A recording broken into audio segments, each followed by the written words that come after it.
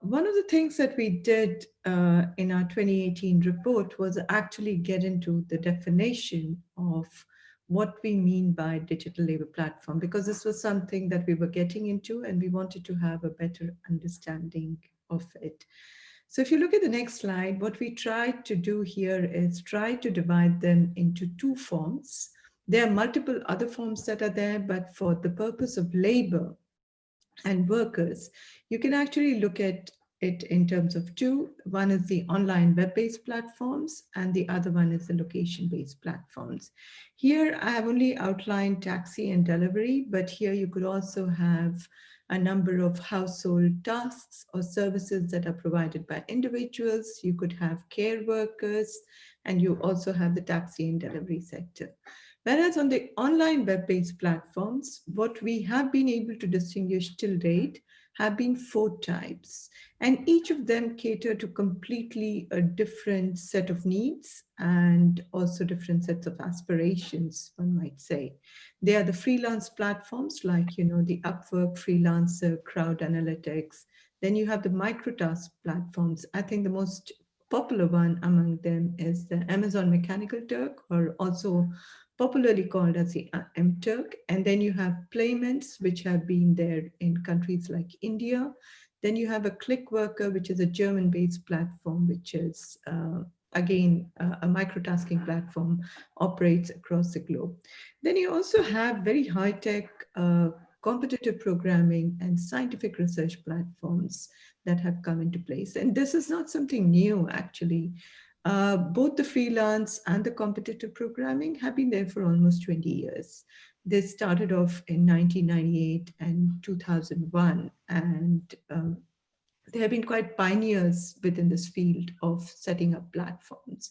And much of this competitive programming platform is actually used not only by young students and budding young computer programmers who are trying to actually find jobs, but they're also used by universities as part of their academic curricula. So a lot of this platform is used for honing skills, but at the same time, it also provides opportunities for companies to actually uh, try to get innovative results in a very short period of time with less resources and all of it. We don't get into so much today's discussion, but our upcoming report actually talks about these freelance and freelance and competitive programming platforms. And the final one is the contest-based platforms. I think many of you might have heard of 99 Design or Design Hill, where, today you find that many organizations are reducing their design units or advertising units and using many of these platforms to actually get their designs done. So they come out more as projects. So, if you want a logo or if you want to make a visiting card, you can actually outsource it to these contest-based platforms and actually get the work done.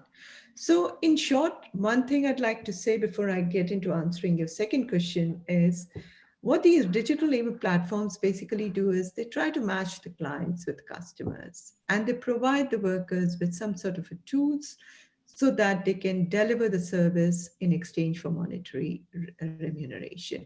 And I think what is fundamental and very important for us to keep in mind is that the rules of the game, or rules of governance, if you want to call it, are normally set by the platform unilaterally through their terms of service agreements. So there are no government rules that exist, or these rules, the terms of service agreements, are again not something that is a negotiated document where you have the workers, employers, and the government sitting together and saying, okay, what should be the regulatory rules to actually undertake this work.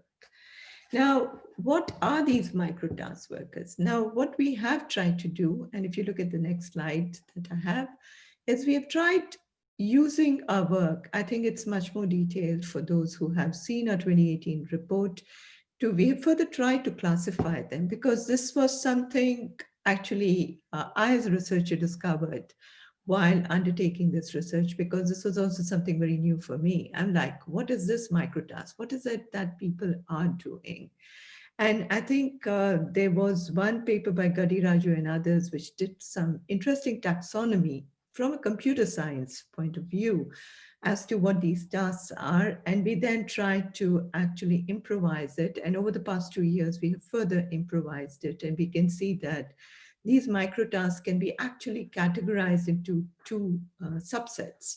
One is for AI and machine learning, and second one is for promotion of products and services. And I have a few examples to also illustrate so that it's much more clear for anybody who's looking at this to understand what they are.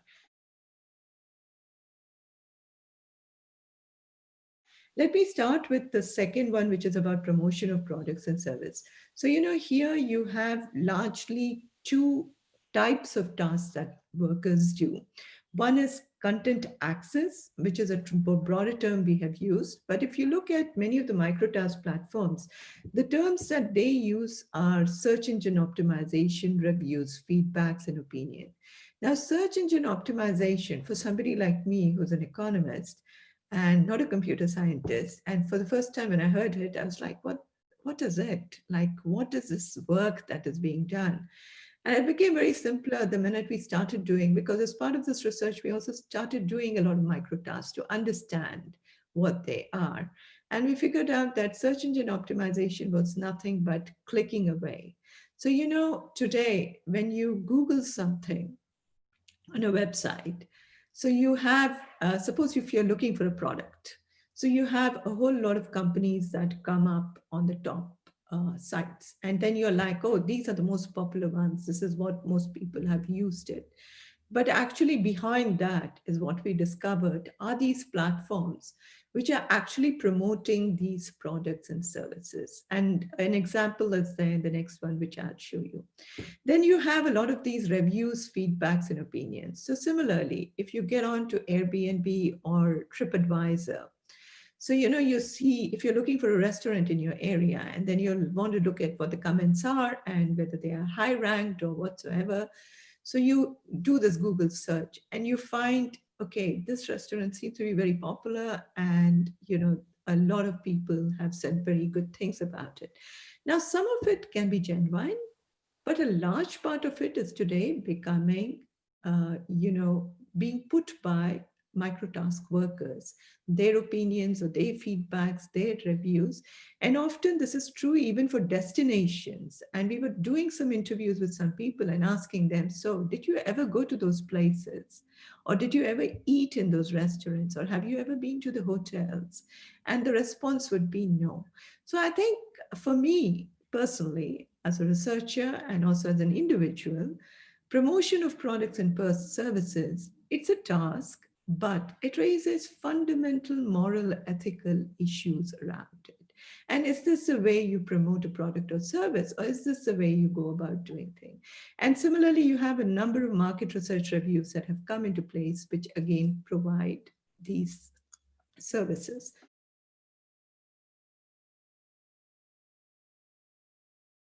AI and machine learning, this is largely something that is outsourced by large tech companies today and large automobile companies. And there are different categories within that you can look at. You have the online clerical or data entry tasks, where, if you have clean data, that clean data can be utilized for machine learning and AI. So you have a lot of data collection, cleaning, transcription, classification, tagging, bookmarking that is done. Like, today, if you go onto Amazon and you find everything very neatly tagged and categorized, and you're like, whoa, all of this is being done by AI, or some algorithm is taking care of it. It could be true that a little part of it is being done, but there are lots of invisible workers behind as microtaskers who are actually going about doing that. The second sort of work that we see a lot happening is the audio and image recording. And I think many of us, even without realizing, are doing this invisible work. The minute we, say, I'm not a robot, it is a captcha, and you are doing a task for someone which is being put there, or identifying whether what you see in a particular image and clarifying that.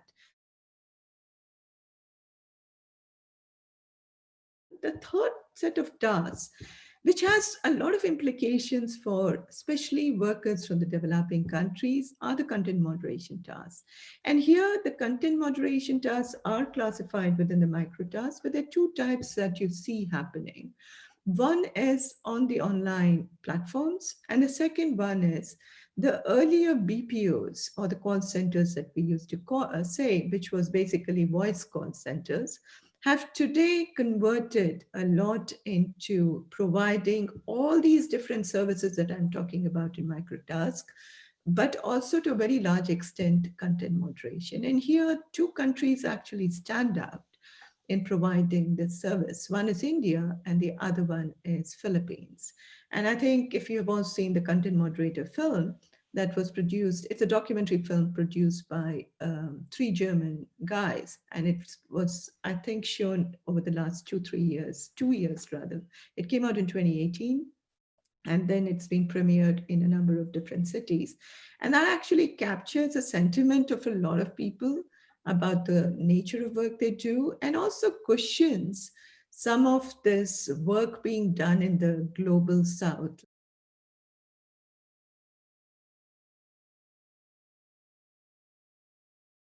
Getting back to the larger debate saying, why does the global north trash need to be again cleaned by the global south workers? And there are also moral ethical questions here. There are issues around psychological risks for the workers.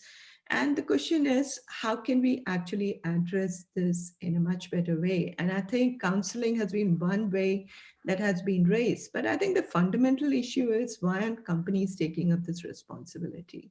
Why are Facebook's, Twitter's, and other social media platforms, including Google for that matter, not doing that within the house, within the countries that they are actually based in, rather than actually outsourcing them to the developing countries and largely the global south countries?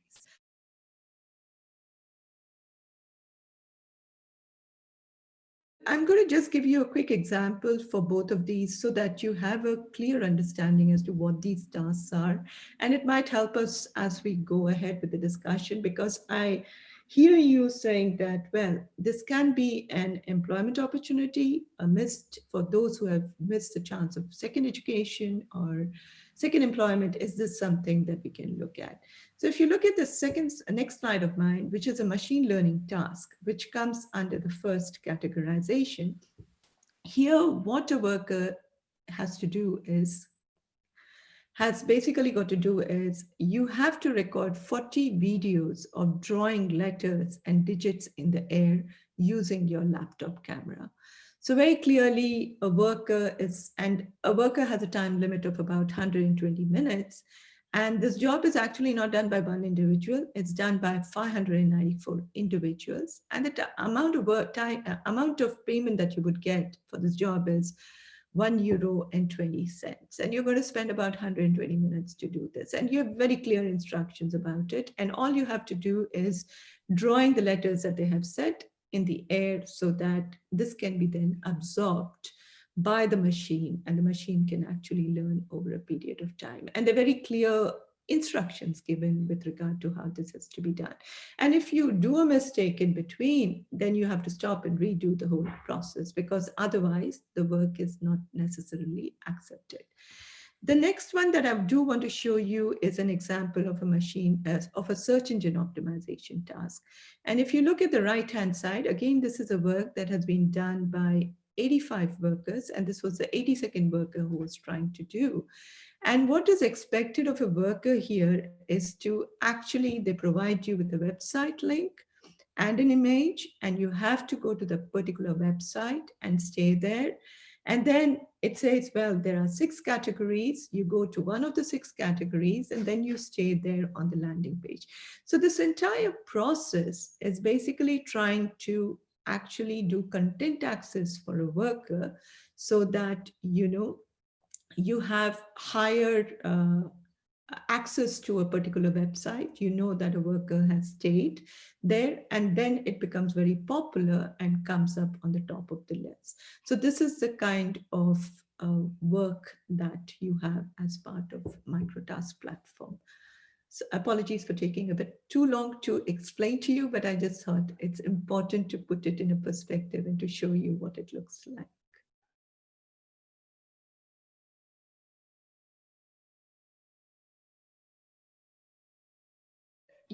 To get an account on any of the microtask platforms, it takes time, especially for workers from the developing countries. And this is even over the course of the last 2 years for the new report that we are doing, we are hearing more and more voices saying that it's not very easy to get an account on many of these platforms, and it takes time. And once you are allowed to set up your account, you have to actually sign the terms of service agreement. If you do not sign the terms of service agreement, you do not have access to the platform itself. And technically, you don't really get any rights. There are no social protections, there are no paid leaves, there are no sick leaves, there are no, not like any employment contract that you have with any organization or a company, do you have any sort of a benefit.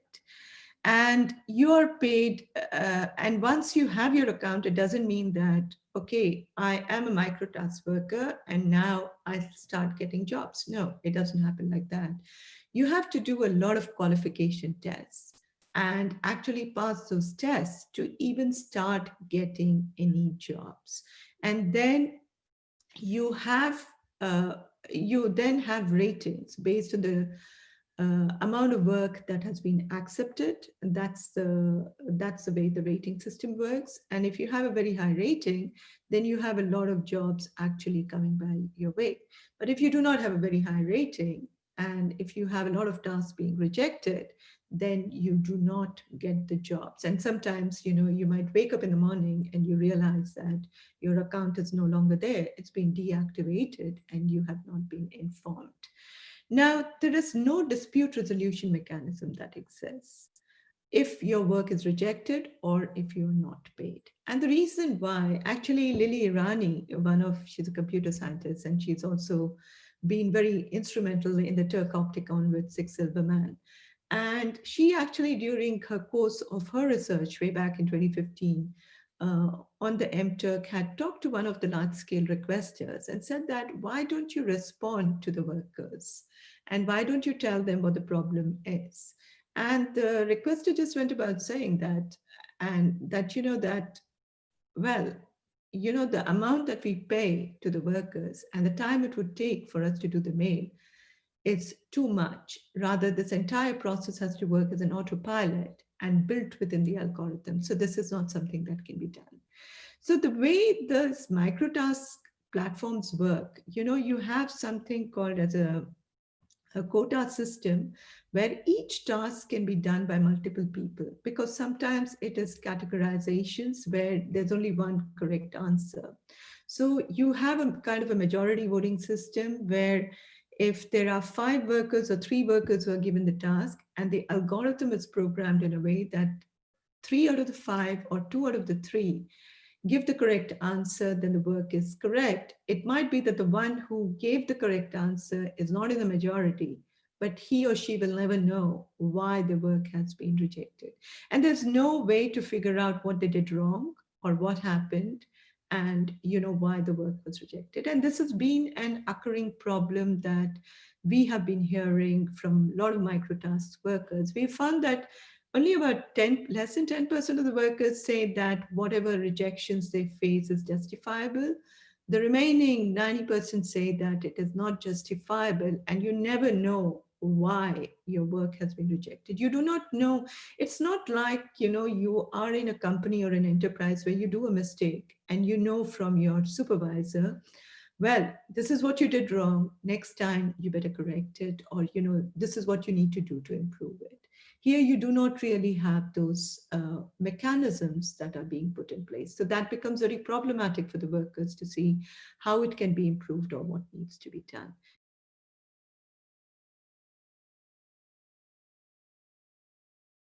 It looks as though this work is very flexible. That is, workers can open up the computer and find work, but this is not the case. The amount of work the number of people who actually do it and the amount of work that is actually provided through these platforms, there's a huge mismatch. So workers are actually competing against one another to get the job, which also makes it very difficult for them to organize together and actually to form as a group to do something. But what we have seen, which has been very, very useful for the workers, has been a lot of these social media platforms where information is shared, and they also tell one another about, which are the requesters or the clients you should watch out, who are the ones who don't really pay well, or who are the ones who who will reject the work, and you might be cheated. So these kinds of things have been quite helpful. And Turk Opticon itself, rather, that was set up for AMT, was very helpful for the workers, which has been, if I understand it right, I need to check it out, has been taken in by Amazon Mechanical Turk now, where workers could actually rate the clients. And this was an open mechanism which also informed workers, okay, is this a client for whom you want to do the work or not?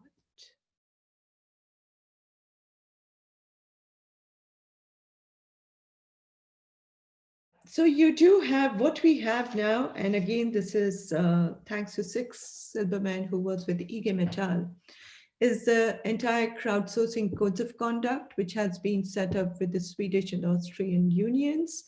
And it's a kind of ombudsman where you have the dispute resolution. It's a dispute resolution mechanism where the workers can file the disputes, and they actually help the workers to resolve, talk to the platforms and try to resolve it.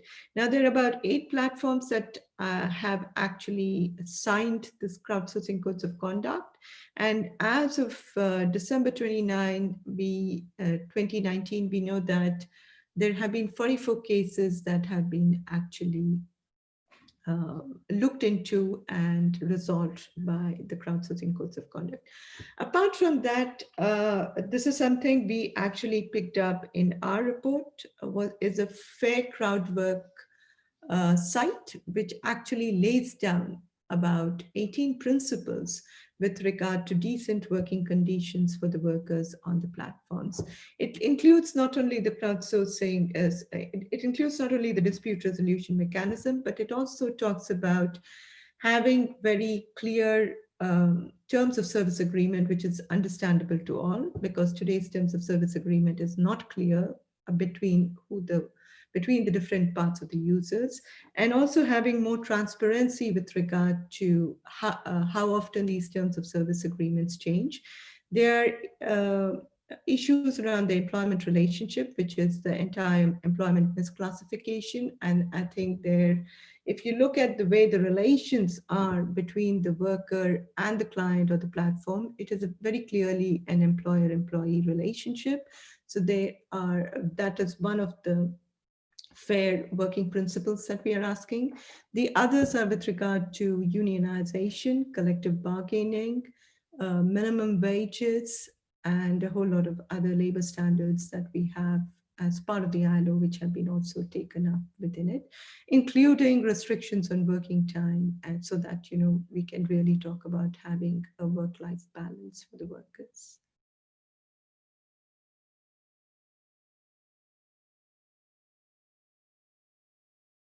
Yes, she can. A worker needs to have a PayPal, but I want to bring in here something else that's a bit complicated, which is what we have been hearing from a lot of workers, especially if you're talking about having this as an opportunity for the workers in the developing countries.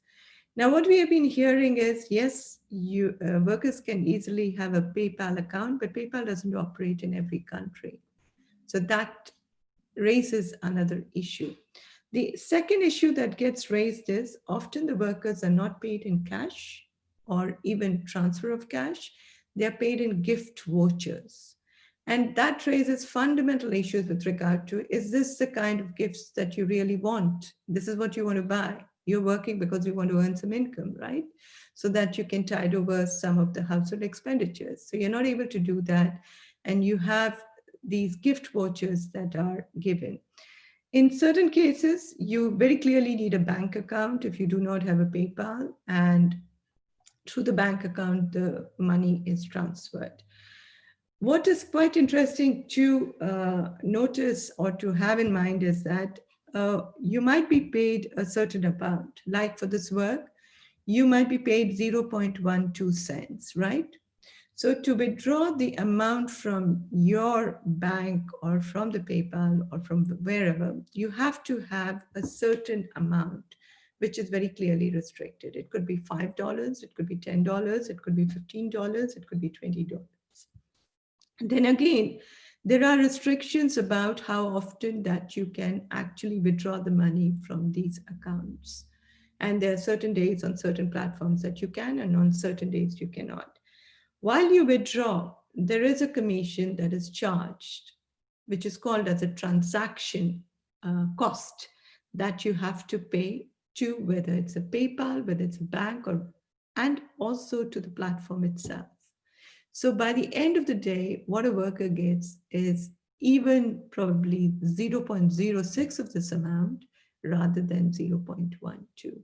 So I think one needs to keep these different amounts into place. Now, this is about microtask platforms.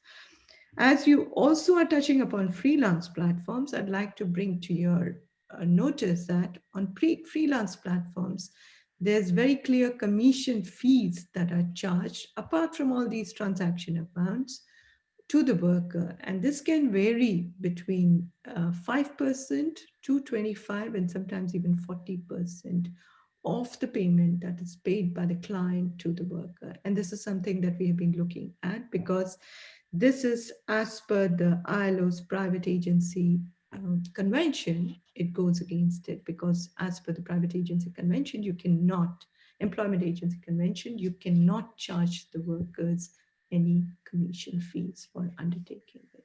So I think it's very, very important. I think most workers do not know about it. And this is again something we raised in the report and which is being raised by the Fair Crowdwork, that is a IG Metall union, saying that, well, this is something that should not be charged to the workers, so that you have in mind.